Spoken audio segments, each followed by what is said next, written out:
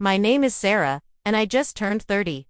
As a graphic designer at a major tech company, I should feel successful, but my family has a way of making me feel invisible. They forgot my birthday again this year while celebrating my brother William's job promotion on the same day. So, I did something I never imagined.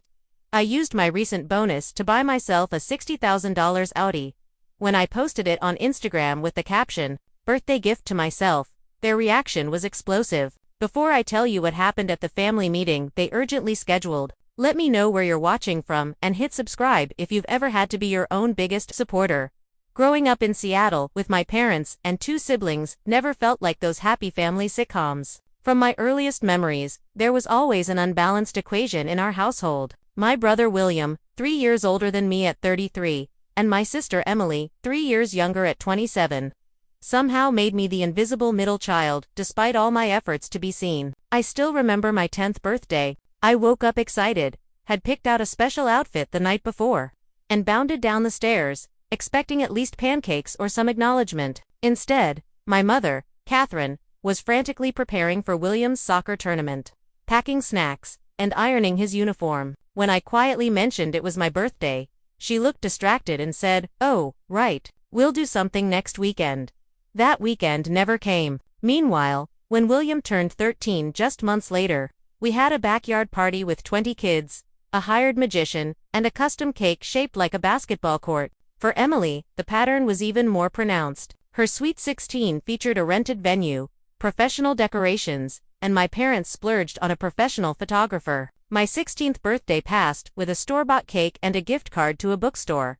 These weren't isolated incidents. Every year followed the same script with minor variations. Sometimes my birthday would receive a rushed acknowledgement, other times complete forgetting. When I turned 18, my graduation and birthday month, my mother spent weeks planning Emily's middle school graduation party but merely handed me an envelope with $200 on my actual birthday, saying, "Get yourself something nice." My mother, Catherine, always had criticism ready for my choices. When I decided to major in graphic design, she scoffed, "That's not a real career. Sarah, you should do business like William."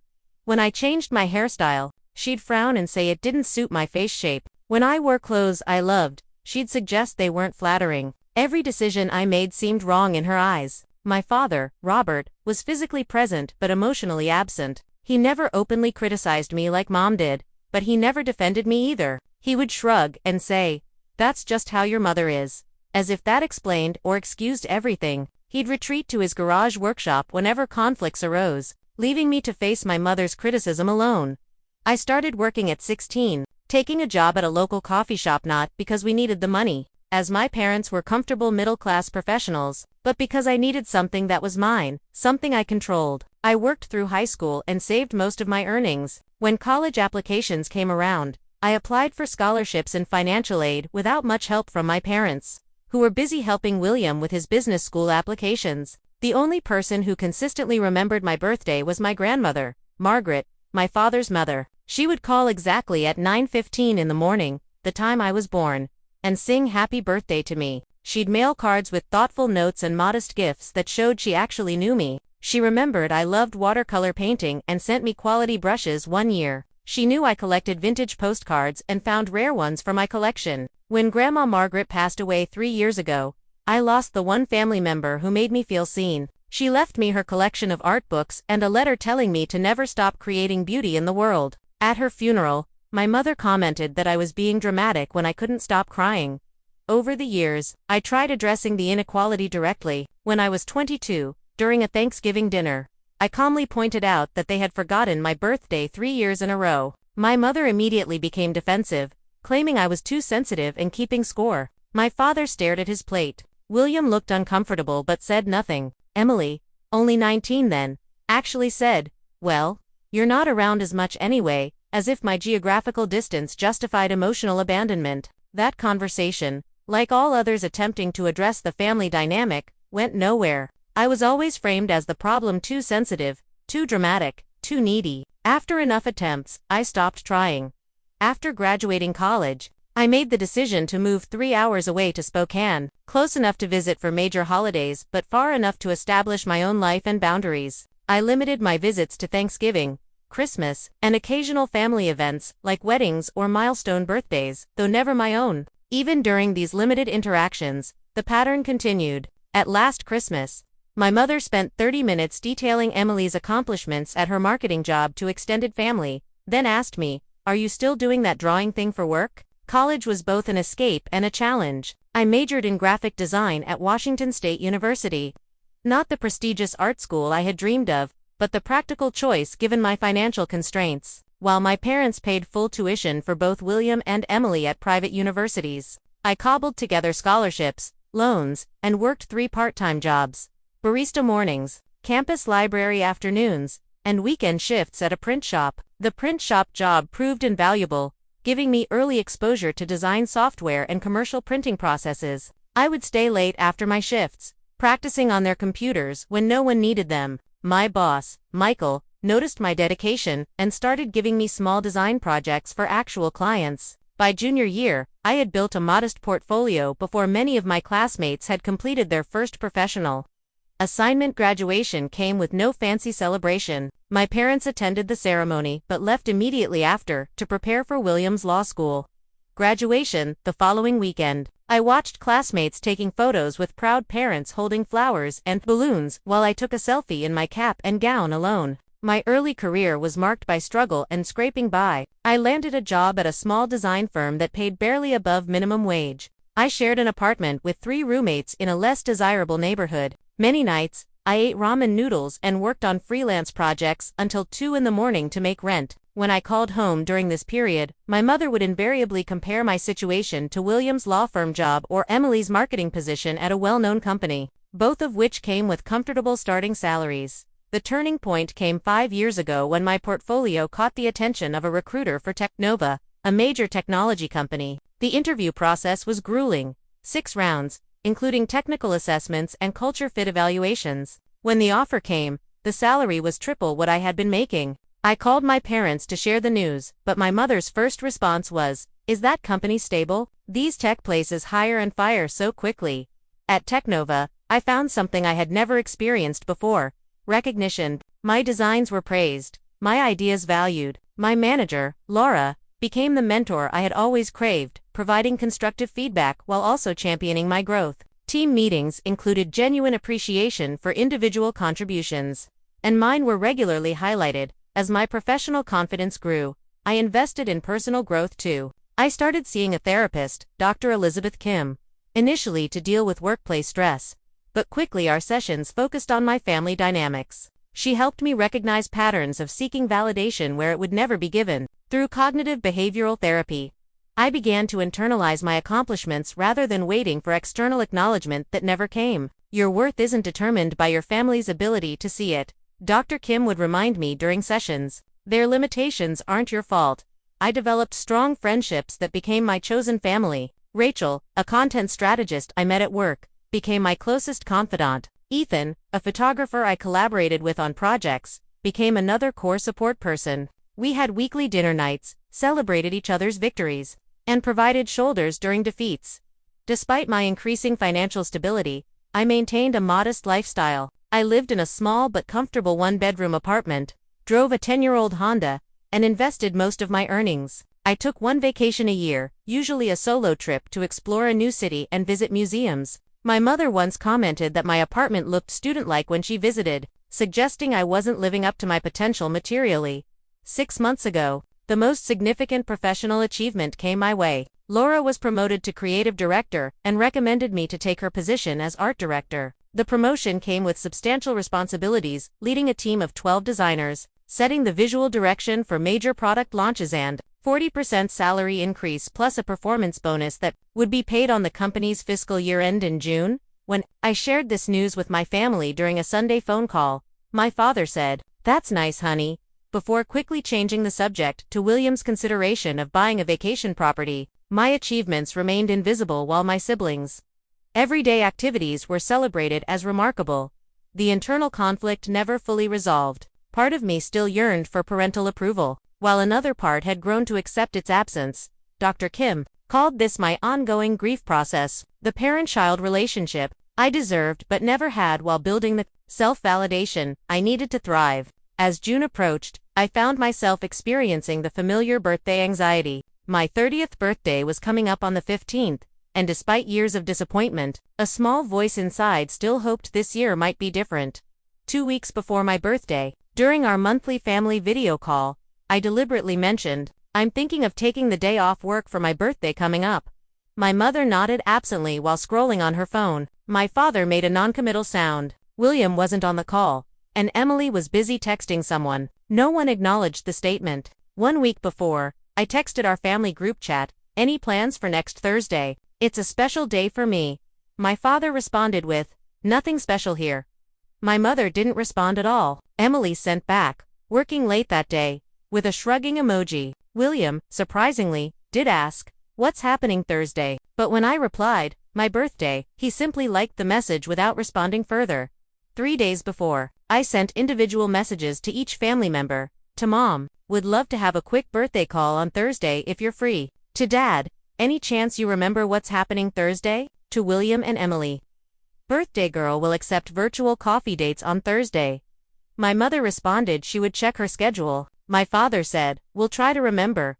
William never replied. Emily sent back, "Crazy week. Catch up soon."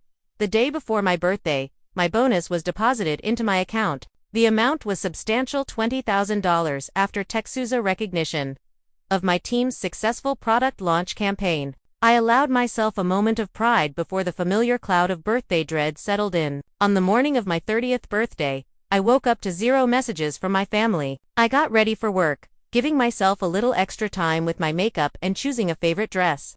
Trying to maintain the tradition of making myself feel special, even if no one else would. Throughout the workday, colleagues brought cupcakes and sang happy birthday.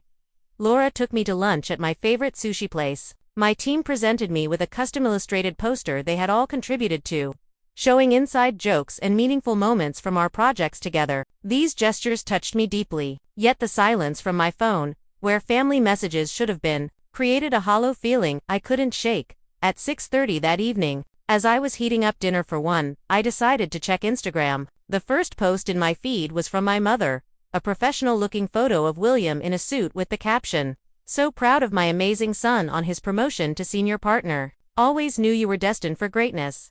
The post had been liked by Emily, my father, and dozens of family friends. The timestamp showed it had been posted at 9:15 in the morning. Exactly the time I was born. The time Grandma Margaret always called. I sat on my couch, dinner forgotten, staring at the post. The timing wasn't coincidental. My mother remembered the exact time of my birth but used it to celebrate William instead. The symbolism wasn't lost on me. I felt a strange calm descend.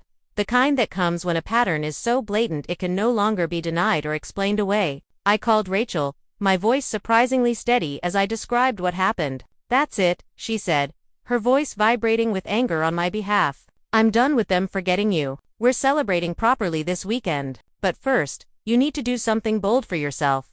Something that says you see yourself, even if they don't." "Like what?" I asked, staring at my reflection in the darkened window. "Remember that Audi you always slow down to look at when we drive past the dealership? The one you said you'd buy someday when you deserved it. I think that someday is now."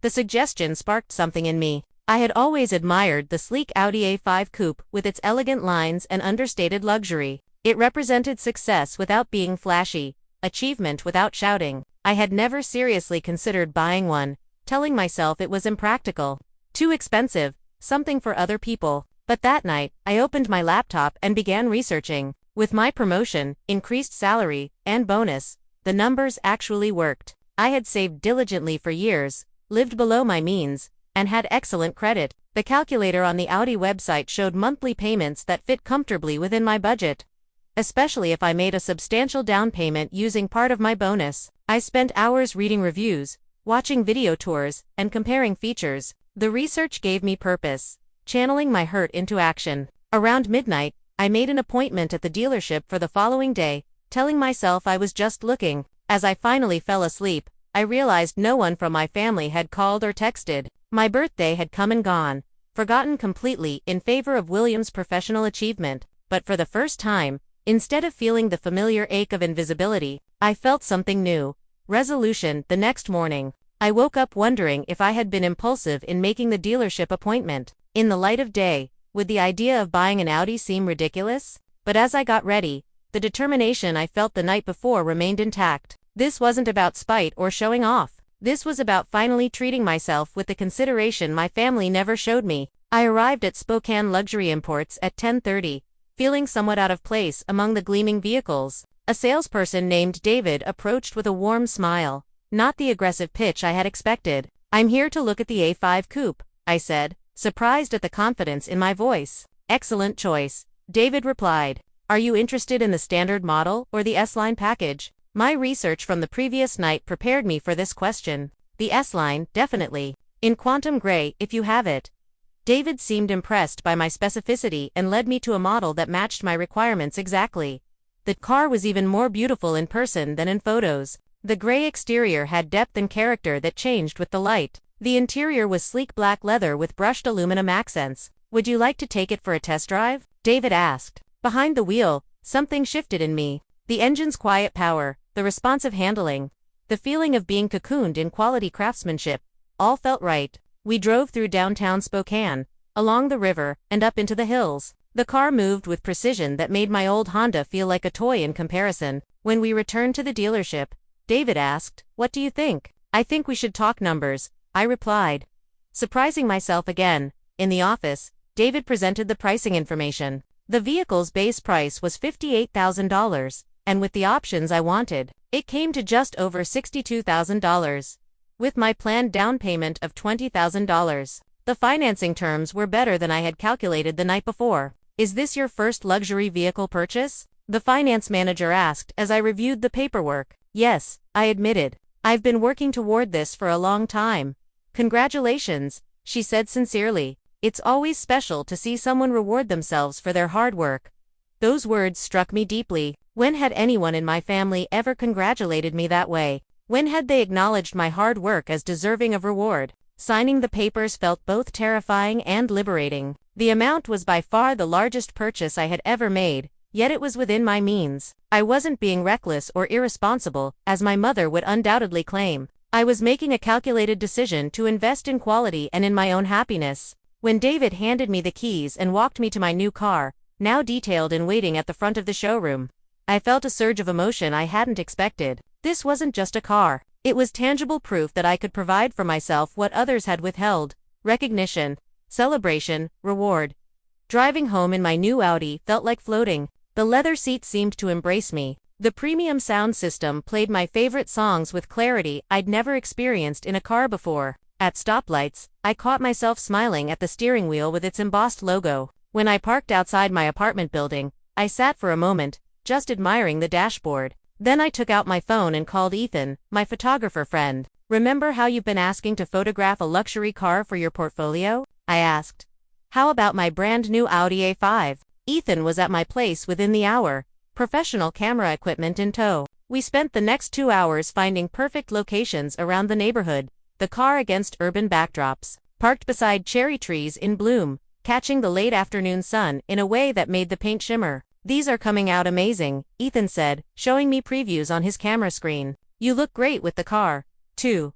We had taken a few with me leaning against the hood, sitting behind the wheel with the door open, and standing beside it, looking off into the distance. I rarely had professional photos taken of myself, and seeing these images me looking confident beside this beautiful machine created a lump in my throat. That evening, Ethan sent over the edited photos. They were stunning, capturing both the car's elegant lines and something in my expression I rarely saw: pride, contentment, strength. I opened Instagram, something I used sporadically at best. My last post had been months ago, a sketch I had been working on. I wasn't someone who documented my life online regularly, preferring privacy and authenticity over curated moments. But these photos felt different. They represented a milestone, not just in terms of a material purchase, but in my journey of I selected 3 images: one of just the car with sunlight glinting off the hood, one of me behind the wheel, looking forward through the windshield, and one of me standing beside it with a quiet smile. My finger hovered over the caption field. What should I say? Something about my promotion, about the years of hard work, about my forgotten birthday. Nothing felt right until 4 simple words came to mind. Birthday gift to myself. It was understated yet clear. It communicated everything and nothing at once. It didn't mention being forgotten or seek pity. It simply stated a fact. I had given myself what no one else had. I pressed share before I could overthink it, then put my phone down and made dinner, deliberately not checking for notifications. An hour later, I finally looked. The post had more comments and likes than anything I'd ever shared. Colleagues expressed amazement and congratulations. Friends responded with fire emojis and applause. Old college classmates I hadn't spoken to in years said they were proud of my success. And then a direct message from my cousin Laura, my mother's niece. Just a heads up, your mom is freaking out about your post. She called my mom saying you must be in debt up to your eyeballs and how could you be so irresponsible? Thought you should know before she calls you. Pescar looks amazing. Good for you. I stared at the message, a strange mix of dread and satisfaction brewing in my stomach. For once, I had managed to make myself visible to my family. Whether they approved or not was secondary to the fact that they couldn't ignore me any longer. My phone began buzzing with notifications almost immediately after Laura's warning. First came a text from my mother. Where did you get the money for that car? This isn't like you to be so impulsive. We need to talk. I had barely processed that message when another came through from William. Nice car. Bit showy for an Instagram post, don't you think? Not everything needs to be public. This from the brother, whose every achievement was broadcast across my mother's social media as if he had discovered the cure for cancer. Emily chimed in next. Oh my God, did you really spend all your savings on a car? You were always the responsible one. The irony wasn't lost on me. Suddenly, I was visible to my family, but only because they disapproved of my actions. My birthday had passed unacknowledged, but my purchase warranted immediate attention. Most surprising was a direct message from my father, who rarely communicated with me independently of my mother. Honey, is everything okay? This doesn't seem like you. Are you having financial troubles? The assumption that I must be in financial distress to make such a purchase stung more than outright criticism. It revealed how little they knew about my career success, how little interest they had taken in my professional growth. Over the next hour, the notifications continued. My Aunt Susan sent a concerned message about these difficult economic times and the importance of saving for retirement. My Uncle James, who had recently bought himself a boat worth twice my car's value, questioned whether I understood depreciation. Then came the group text from my mother to the entire family. Emergency family meeting this Sunday at 2. Sarah, we expect you to be there. We need to discuss recent developments. The last time my mother had called an emergency family meeting was when Emily had dropped out of a semester of college to travel through Europe with her then boyfriend. The gravity with which she approached my car purchase suggested she viewed it as equally catastrophic. My phone rang, my mother's ringtone. I considered letting it go to voicemail but decided to face her directly. Hello, Mom. Sarah, what were you thinking? $60,000 for a car. Have you lost your mind? No greeting, no preamble. Just immediate attack. I'm doing well. Thanks for asking, I replied, surprising myself with my calm tone. How are you? Don't be smart with me. Where did this money come from? Are you in debt? Did you take out a loan? I took a deep breath. Mom, I got a substantial promotion 6 months ago that I told you about. I also received a performance bonus last week. I've been saving for years. I have no debt besides my student loans, and I can comfortably afford this car. No one needs a car that expensive, she huffed. It's wasteful, and frankly, it looks like you're showing off. Interesting that you think so, I said, feeling a strange confidence building. When William bought his BMW last year, you posted about how proud you were of his success.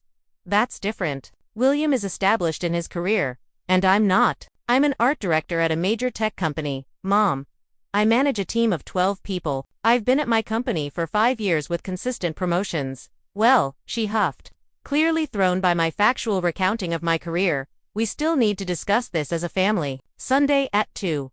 Be there. Why does my personal purchase need to be discussed as a family? I don't recall us having a meeting when William bought his car. This isn't just about the car, Sarah, it's about your whole attitude lately. That caption about a birthday gift to yourself was clearly passive-aggressive. I almost laughed. It was a statement of fact. My birthday was Thursday. No one in the family acknowledged it. I bought myself a gift. A brief silence followed. Had she truly forgotten, or was she just uncomfortable being called out? We've been very busy. She finally said, William's promotion has been a big deal for all of us. Yes. I saw your post about it. Posted at 9:15 in the morning on my birthday, the exact time I was born. Another silence. Sunday at 2, she repeated firmly. We need to clear the air about all of this. After hanging up, I called Dr. Kim. She listened as I recounted the conversations and my mixed feelings about the situation. What do you hope to achieve by attending this meeting? She asked. I'm not sure, I admitted. Part of me wants to skip it entirely. Another part wants to go and finally speak my truth without backing down. Those are both valid options, she said. If you do go, remember that you're not responsible for their reactions to your boundaries or your success. Their discomfort with your independence is not your problem to solve. We spent the rest of the session planning strategies for maintaining emotional boundaries during the meeting. By the end, I had decided to attend but had also set firm limits on what I would and wouldn't discuss. That night, I sat in my new car in the parking garage, running my hands over the steering wheel. For the first time, I fully grasped that my family's approval was something I had been chasing but would likely never catch. The realization was both painful and freeing. Sunday arrived with a mix of dread and determination churning in my stomach. I had rehearsed what I wanted to say, prepared responses to predictable criticisms, and set firm boundaries in my mind. Dr. Kim's advice echoed, "You're going as an adult, equal, not as their child seeking approval." The drive to my parents' house in Seattle took just under 3 hours. My new Audi handled the highway with smooth precision, the comfortable seats making the journey less physically taxing than it would have been in my old Honda.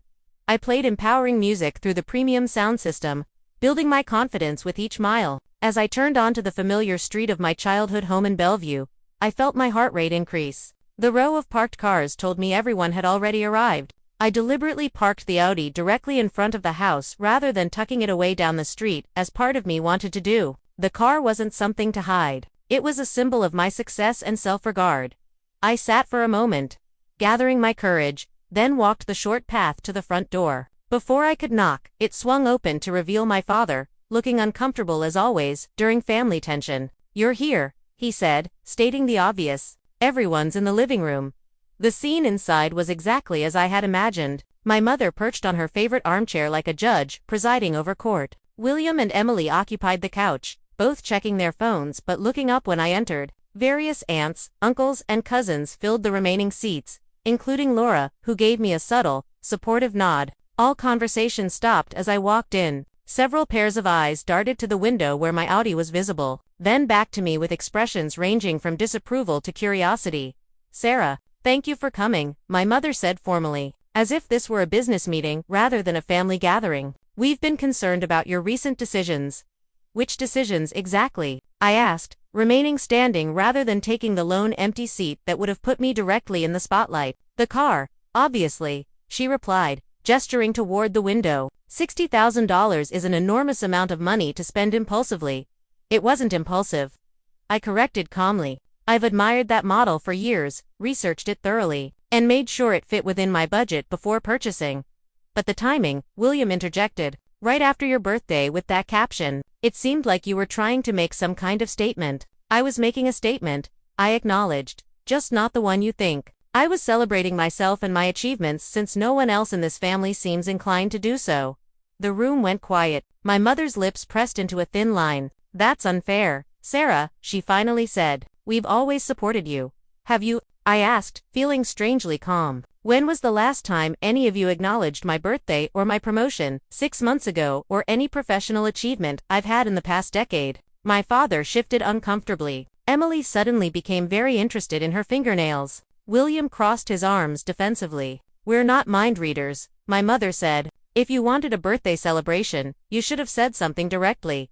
I almost laughed. I did, multiple times. I mentioned my upcoming birthday on our family call 2 weeks ago. I texted the group chat about the special day coming up. I sent individual messages to each of you, and still nothing. "We've all been very busy," my mother insisted. "William's promotion has been a major event." "Yes, I saw your Instagram post about it. Posted at the exact time I was born, 9:15 in the morning, on my actual birthday. So, you weren't too busy to celebrate William, just too busy to acknowledge me."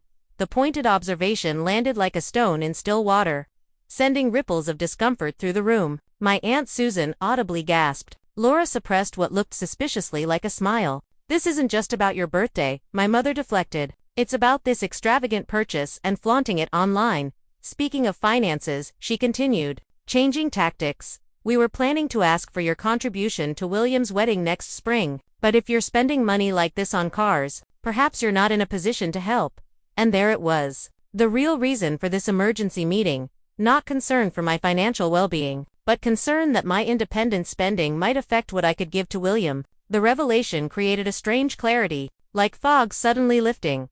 "I wasn't aware I was expected to contribute to William's wedding," I said evenly, "especially since you paid for Emily's entire wedding 3 years ago, without asking for contributions from anyone."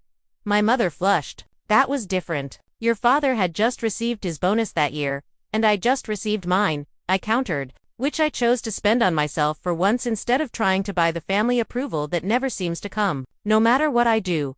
The room went silent again, but this time the quality of the silence was different. It wasn't just uncomfortable, it was revelatory. I had named the dynamic that had shaped our family for decades. "What do you mean by that?" my father asked, speaking up for the first time since his greeting at the door. I took a deep breath. This was the moment Dr. Kim and I had prepared for. The opportunity to speak my truth clearly without being derailed by emotion. "I mean that for as long as I can remember, I've been invisible in this family. My birthdays forgotten while William and Emily's were celebrated elaborately. My achievements dismissed while theirs were praised. My needs considered last, if considered at all." I turned to face my mother directly. "Mom, do you remember my college graduation? You attended the ceremony but left immediately after to prepare for William's law school graduation the following weekend. No celebration dinner, no photos, nothing." I shifted to look at my father. "Dad, when I told you about my promotion to art director 6 months ago, you said, 'That's nice,' and immediately changed the subject to William's vacation property." I gestured around the room. "This emergency meeting about my car purchase is the most attention my life has received from this family in years. And it's only because you disapprove, not because you're genuinely interested in my success." My voice remained steady, but I felt tears threatening. "Do you have any idea what that's like? To grow up feeling fundamentally less important, less worthy of attention and celebration, to achieve things you're proud of and have them met with indifference by the people who are supposed to care most." The room remained silent, but the expressions had changed. My mother looked stunned. My father appeared stricken. William stared at the floor. Only Emily met my eyes, her own showing a dawning recognition. My mother began, then stopped. "We never meant to make you feel that way. Intent doesn't change impact," I said, echoing Dr. Kim's words. "And the impact has been decades of feeling invisible and unworthy. But we've always treated all our children the same," my mother insisted, though with less conviction than before. It was Emily who surprised me by speaking up. "No, Mom, we haven't. Sarah is right. I've noticed it too, but never said anything because it benefited me." The admission from my typically self-centered sister stunned the room into silence again. "Remember when Sarah made the dean's list every semester in college, and we barely acknowledged it?" Emily continued. "But when I made it once, we had a special dinner, and you posted about it online." My mother's eyes filled with tears. I didn't realize." "Of course you didn't," I said, not unkindly. "You've never had to think about it because it didn't hurt you, but it hurt me. It's been hurting me my entire life." My father stood up suddenly. "I should have seen it. I should have done something." He looked directly at me, perhaps truly seeing me for the first time in years. "I'm sorry, Sarah," the simple apology, the first I could remember receiving from either parent, threatened to unravel my composure. I nodded in acknowledgement but didn't trust myself to speak. My mother wiped her eyes. "Well, what do you want us to do? We can't change the past." The defensive tone had returned, showing how quickly she retreated to familiar patterns when challenged. "No, you can't," I agreed, "but you could try to understand how your actions affected me instead of immediately becoming defensive. You could acknowledge the pattern instead of denying it. You could try to do better going forward. And you could try to be more understanding of how busy we all are," she countered. "We can't always remember every date." And there it was again, the deflection, the shifting of responsibility. I realized with sudden clarity that this conversation was becoming circular, and no meaningful change would come from continuing it. "I think I've said what I needed to say," I said, straightening my shoulders. "Whether you choose to hear it or not is beyond my control." I moved toward the door, feeling emotionally drained but also strangely light, as if a weight I had carried for decades had finally been set down. "So, you're just leaving? That's your solution?" my mother called after me. I turned back one last time. "I'm not leaving the family, Mom." I'm leaving this conversation that isn't productive. I've built a life where I'm valued and celebrated. I'll always leave the door open for better relationships with all of you. But I no longer need your approval to know my worth. I walked out to my Audi, aware of faces watching from the window. As I drove away, I felt neither triumph nor despair. Just the quiet certainty that I had finally spoken my truth after years of silence. The immediate aftermath of the family meeting left me emotionally raw. I pulled into a park about 20 minutes from my parents' house, turned off the engine, and finally allowed myself to cry. The tears weren't just from pain but also released the unburdening that comes from finally speaking long-held truths. After composing myself, I called Dr. Kim. Though it was Sunday, she had offered to make herself available, knowing how challenging the meeting would be. I said everything we practiced, I told her, my voice still shaky, but I'm not sure it made any difference. My mother immediately went defensive again. Change rarely happens in a single conversation, Dr. Kim reminded me. You planted seeds today. Some may take root, others won't. But the important thing is that you honored your truth. Emily surprised me, I admitted. She actually spoke up and confirmed what I was saying. That's significant, Dr. Kim observed. It suggests the dynamic isn't as invisible to others as you might have thought. We spent the next 30 minutes processing the experience, identifying moments of strength and clarity, and planning self-care strategies for the coming week. By the time we ended the call, I felt centered enough to drive home. The following week passed in relative silence from my family. No texts, no calls, no social media interactions. I focused on work, exercise, and spending time with friends who lifted me up. Rachel took me out for a belated birthday dinner, complete with cake and thoughtful gifts. Ethan invited me to an art exhibition opening where he introduced me to other creative professionals. These gestures of genuine celebration helped soothe the lingering hurt from the family confrontation. On Thursday evening, a text came from my father. Been thinking about what you said. You were right. I never stood up when I should have. Working on doing better. Brief and imperfect, but the most direct acknowledgement he had ever offered. I replied simply, "Thank you for hearing me."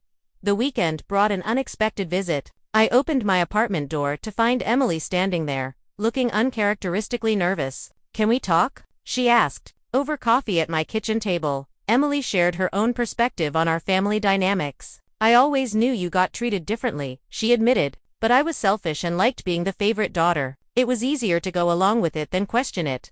"Why did you speak up at the meeting then?" I asked. She twisted her coffee mug thoughtfully. "Seeing you stand your ground like that, it made me realize how wrong it's been all these years and how I've been complicit." Our conversation opened a new chapter in our sisterly relationship. For the first time, we talked as adults rather than competitors for parental attention. She asked genuine questions about my work, my friends, my life. I did the same for hers. When she left 3 hours later, we hugged, not the perfunctory family gathering hug, but a real embrace. 2 weeks after the meeting, my mother finally called. I braced myself but answered. "Sarah," she began, her voice uncharacteristically hesitant. "I've been doing some thinking." What followed wasn't a full apology or complete acknowledgement, but it was something. She admitted she might have shown favoritism over the years, though she insisted it was never intentional. She acknowledged forgetting my birthday this year and several others. She expressed awkward but seemingly genuine interest in my job, asking specific questions about my role and responsibilities. "I can't promise I'll change overnight," she said near the end of our conversation. "But I'm trying to understand." It wasn't everything I had hoped for, but it was more than I had expected. I thanked her for calling and left the door open for further conversations. Over the next several months, small shifts occurred in our family dynamic. My mother began texting on random occasions, not just when she needed something. My father called independently of my mother for the first time in years, just to check in. William, after initial distance, sent a somewhat stiff but well-intentioned email acknowledging that he had benefited from the family's uneven attention and apologizing for not noticing sooner. These changes weren't dramatic transformations. Old patterns still emerged during holiday gatherings. My mother still occasionally made dismissive comments about my career, but something fundamental had shifted. I no longer absorbed these moments as reflections of my worth. They were simply evidence of my family's limitations, not mine. My therapy sessions with Dr. Kim evolved from healing family wounds to building a future vision. We explored what I wanted in relationships, career growth, and personal development. Now that I wasn't expending so much energy seeking validation from sources unlikely to provide it, My friend group expanded as I found myself more open to new connections. I joined a weekend art collective where I created personal work separate from my professional design career. I started mentoring junior designers, finding unexpected fulfillment in helping others recognize and develop their talents. 6 months after purchasing my Audi, I still felt a flutter of pleasure every time I saw it in the parking lot or slid behind the wheel. It had become more than a vehicle. It was a tangible reminder of my ability to celebrate myself, to recognize my own achievements even when others didn't. When my 31st birthday approached, I decided to host my own celebration, a dinner party at my apartment with friends who had become family. I sent invitations to my parents and siblings without expectation, simply extending the opportunity to be part of my joy if they chose. To my surprise, they all came. My mother brought a store-bought cake, not homemade like she always made for William and Emily, but still a gesture. My father gave me a card with a heartfelt note inside. Emily arrived early to help decorate. Even William made an effort, bringing a thoughtfully selected book by my favorite artist.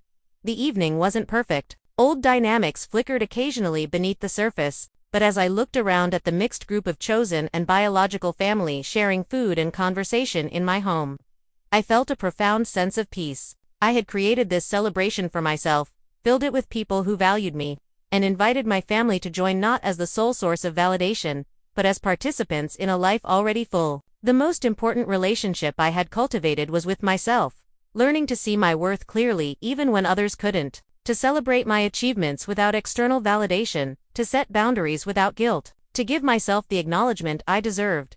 As my guests departed that evening, my mother paused at the door. "I've put your birthday in my calendar with 3 different reminders," she said with a small smile. "No more forgetting." It was a small thing, but in the context of our history, it felt monumental. The journey from seeking approval to giving it to myself hadn't been linear or easy. There had been setbacks, difficult conversations, and lingering pain. But standing in my doorway that night, I understood that family relationships would always be works in progress, complex, imperfect, evolving. What had changed irrevocably was my reliance on them for my sense of self. I had learned perhaps the most important lesson: the relationship that ultimately determines your happiness is the one you have with yourself. Have you ever had to become your own biggest supporter when others forgot to celebrate you? Share your story in the comments below. If this resonated with you, please like and subscribe to hear more stories about finding strength through life's challenges. Thank you for listening to my journey, and remember that sometimes the best gift you can give yourself isn't something material, but the recognition of your own worth.